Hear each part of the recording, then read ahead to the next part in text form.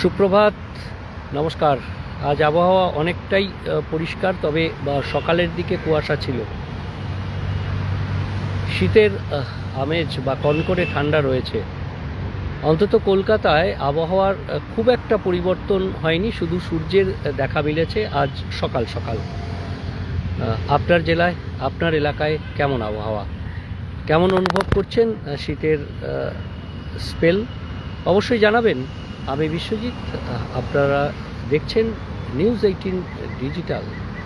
News eighteen বাংলার Facebook পেজে, News eighteen ডিজিটালে এই মুহূর্তে আবহাওয়ার সংবাদ। তার আগে একবার ব্রিগেড ময়দান থেকে আপনাদের একটু ভিক্টোরিয়ার ভিউটা দেখাই। ভিক্টোরিয়ার ভিউ যথারীতি কিছুটা কুয়াশায় ঢাকা, তবে সূর্যের দেখা মিলেছে, তাই ধীরে ধীরে কুয়াশা যেন অনেকটাই বেশ মিলিয়ে যাচ্ছে। কুয়াশা রয়েছে এখনও। আমরা একটু দ্য 42 এখনও কুয়াশাচ্ছন্ন, অর্থাৎ দূরে কুয়াশা রয়েছে। অর্থাৎ যে পরিবেশটা কিছুক্ষণ আগে সকালের দিকে ছিল, সেই পরিবেশটা থেকে কিছুটা মুক্তি। কেমন যাবে বড় প্রশ্ন আগামী কয়েকদিন।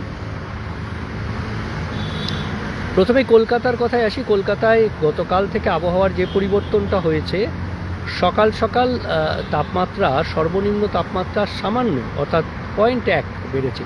10.2 ডিগ্রি ছিল, সেটা 10.3 ডিগ্রি হয়েছে। অর্থাৎ তাপমাত্রার দিকে বড়সড় হেরফের হয়নি।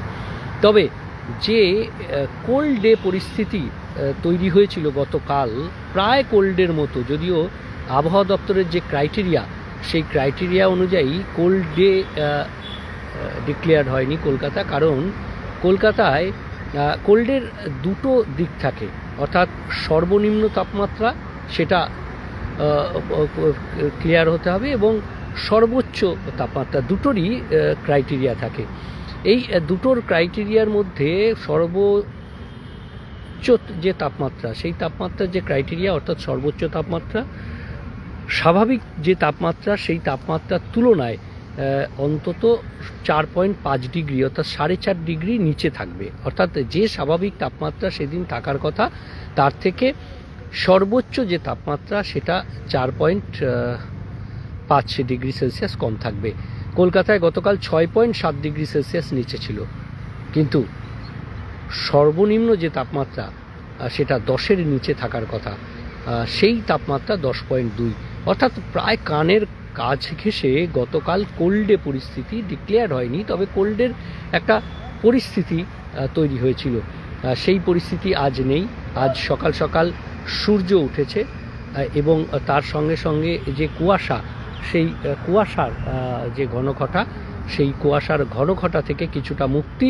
আর তার ফলে যে পরিস্থিতি তৈরি হয়েছে, সেই পরিস্থিতিতে আজ দিনের তাপমাত্রা আজও, গতকালও আমরা দেখেছি 6.7 ডিগ্রি সেলসিয়াস নিচে, আজ একটু বাড়তে পারে তাপমাত্রা। অর্থাৎ যে দিনের তাপমাত্রা, যেটা স্বাভাবিকের অনেক নিচে নেমে গেছে, সেটা হয়তো আজ 4-5-এর মধ্যে চলে আসবে, বা এখন সূর্য উঠেছে, সূর্যের তাপে দিনের যে তাপমাত্রা সেটা পরিবর্তন অনেকটাই হবে আজ। তবে রাতের তাপমাত্রা বা সর্বনিম্ন তাপমাত্রা সেভাবে পরিবর্তন হয়নি। আর সেই কারণেই এই যে তাপমাত্রা, সেই তাপমাত্রা একটা যে জবুথবু ভাব, সেই জবুথবু ভাব থেকে ক্রমশ কাটিয়ে উঠছে মহানগর। এবার আসি বিভিন্ন জেলার কথায়।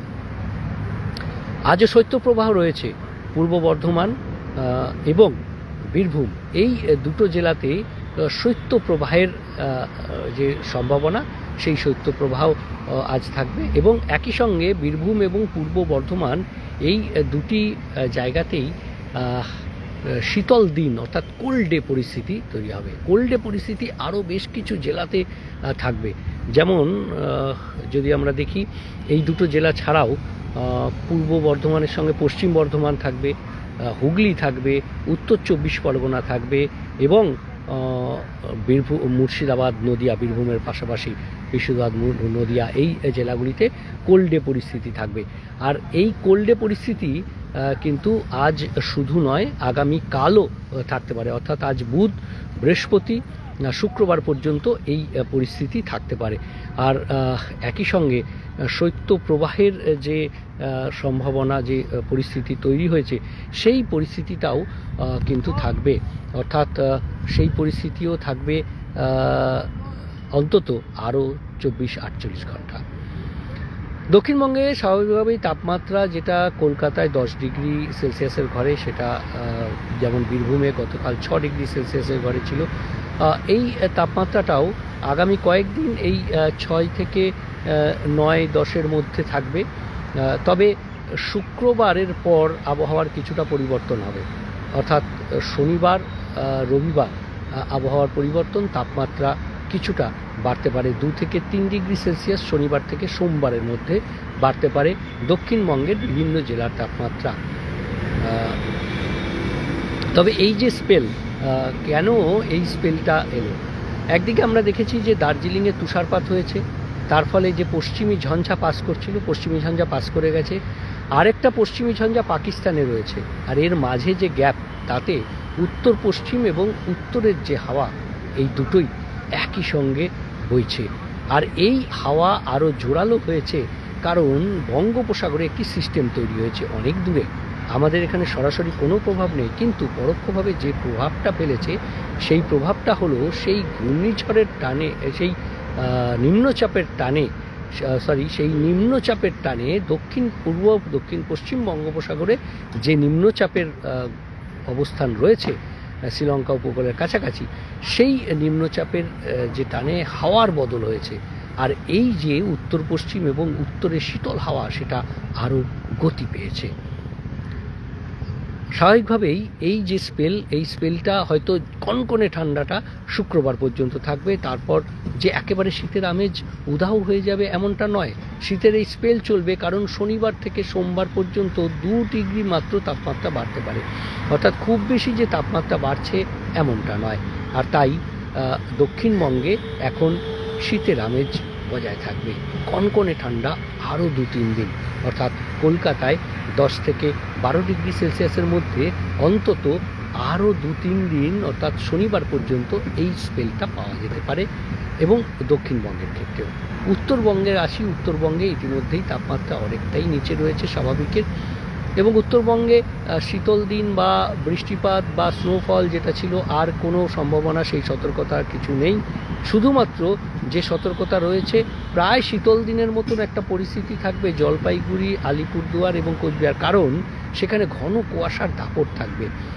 উত্তরবঙ্গের সব জেলাতেই ঘন কুয়াশার বিক্ষিপ্তভাবে থাকবে, তবে বেশি জোরালো, অর্থাৎ ঘন কুয়াশার যে দৃশ্যমানতা, সেটা সব থেকে বেশি কম থাকবে দার্জিলিংয়ের কিছু অংশ এবং বেশিরভাগ আলিপুরদুয়ার, কোচবিহার ও জলপাইগুড়ির অনেক অংশে।